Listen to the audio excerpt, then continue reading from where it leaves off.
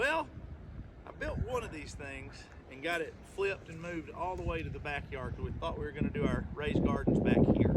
However, pan over that way ever you look, we got the shed moved and got it dug out and created another space for the shed. And we've removed this, so we're actually just going to reboot and move everything to the front yard because we're eventually going to move this house. So we're going to plant an orchard with apples in the front yard and our garden beds in the front yard, and then we're going to line the shed with elderberry and blueberry bushes. Elderberry down the wood line and blueberries in full sun around the shed. So I'm going to try to move this once again to the front yard. We'll see how that goes.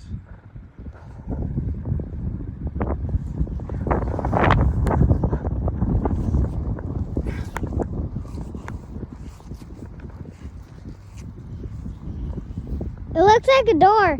It does, doesn't it? I'm still videoing it.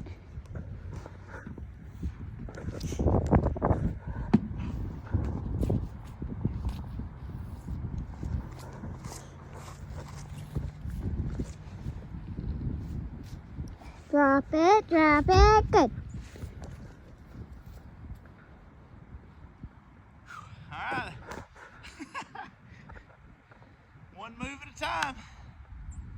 We'll flip it one more time up this hill. Well, I can't even get my fingers on it.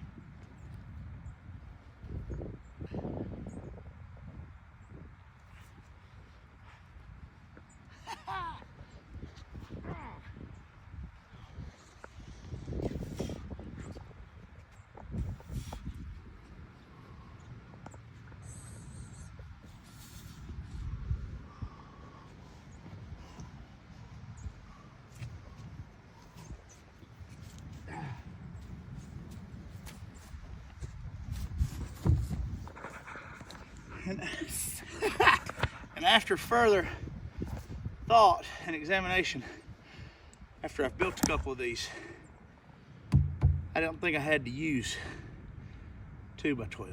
I think I could have used 1x6s. It would have been a lot lighter, but here we go. All right, we'll flip it around. I'll show you the end product here in a minute. Peace out. All right, guys. Just another little tidbit on these raised garden beds. I keep wanting to call them flower beds, but we may need some flower beds around here to help pollinate everything. But I've got 2 raised garden beds completed, and we have decided to change it up. I mentioned that earlier, and put our everything in the front yard. Since we are going to eventually move this house and build behind, we decided to use this front half of the current yard as kind of our garden and orchard. We're going to plant 6, 8, 10 apple trees, and I also found out that Honeycrisp is our favorite apple, and so I looked up I was going to buy 10 Honeycrisp apple trees. However, when I was researching it, if you just buy Honeycrisp apples, for example, I think this goes, I'm not for certain, but on lots of different types of species of apple, if you just buy that species, that breed, whatever you want to call it, I don't know what it's actually supposed to be called, but that they will possibly never produce fruit because they need other species of apples to cross-pollinate. So just a little bit of tidbit tangent there, but I believe Honeycrisp do very well with Granny Smith, which I love, and the kids love with caramel dipping sauce, so that'll be great. So I think we're going to have a mixture of Honeycrisp, Granny Smith, and potentially, I think it's like Macintosh, or maybe Gala, but those 3 do well. So we may have 9 to 12 maybe and split those up evenly somewhere, thinking on the backside in front of that magnolia here, or possibly on the backside of that magnolia, which will also in time create a really cool barrier for we believe, for our home that will be behind us. We're not really, I don't want everybody to go from the road and go, look at that beautiful house. We're more of, we'd rather people drive in. We want to be more secluded, and we got a lot of open pasture land, obviously. So we're trying to figure out how we can plant some different trees, do some different things to kind of give us a little more privacy from the road. And that's one thing we're thinking, is kind of have like a little apple orchard. We're thinking about putting some fig trees possibly over here and up to the right, front left of the house. And I'm going to create a couple more, maybe have about 5 raised garden beds by the time it's over. And what I've done here is I'm trying this again. I believe this is a good space. So if 2 people were trying to pick veggies, till the garden, you're not completely hitting each other's butt, but it's also getting as much usable space without leaving just big gaps. So I've got 48 inches, 4 feet in between, so 2 people could easily walk and pass each other without too big of a problem.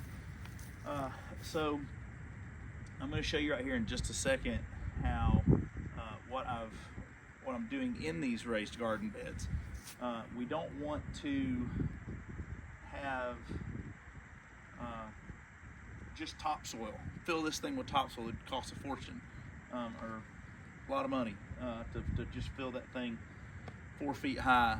I mean, not 4 feet high, but 2 feet high with topsoil. So we want this also to be kind of a compostable bed. We want it to be very fertile. And that's part of this raised bed idea as well. So we are putting wood, old limbs, trees, grass, hay, grass clippings, hay, leaves, and also before I put that stuff down, and we'll mix that in, do some of that, some fill dirt, which we've got some dirt. I'm going to haul up and just kind of fill it with regular ground fill dirt, and then some more hay, some more wood, and then the top, I don't know, 6 inches or so, 4 inches, 6 inches will be our garden topsoil that we can top it off with.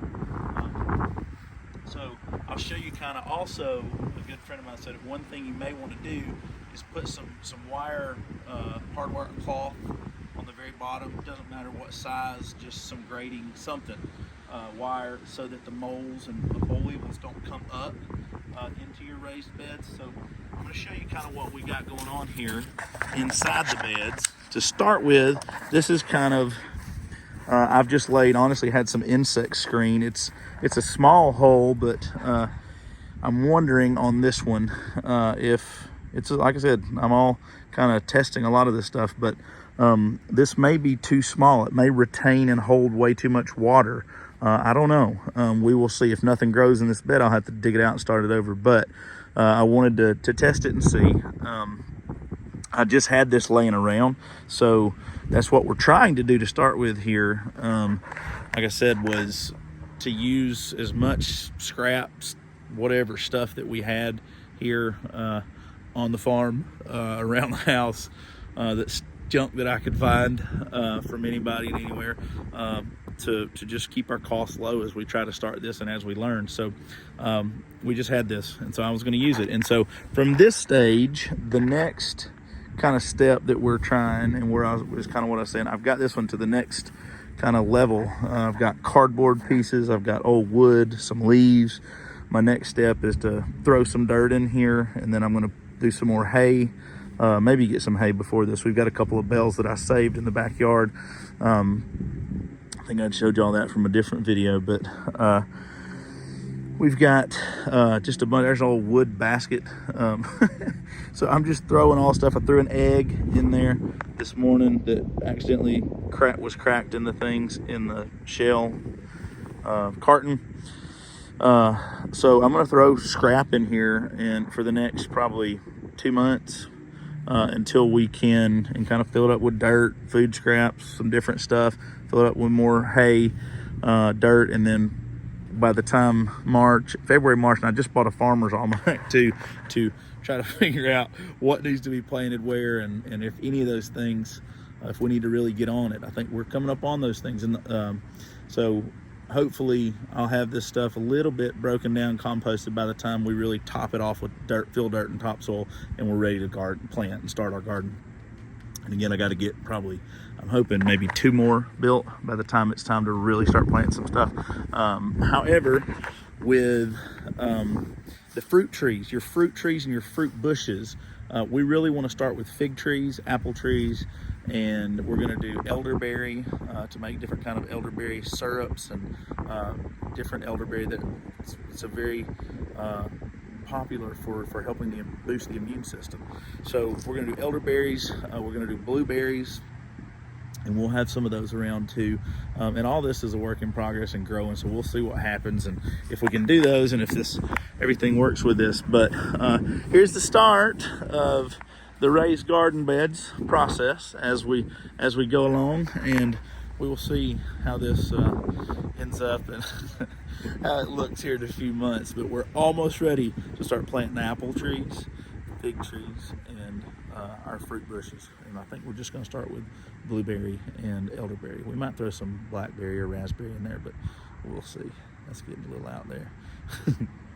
Yeah, come on. Country Realtor signing off. See you. Bye.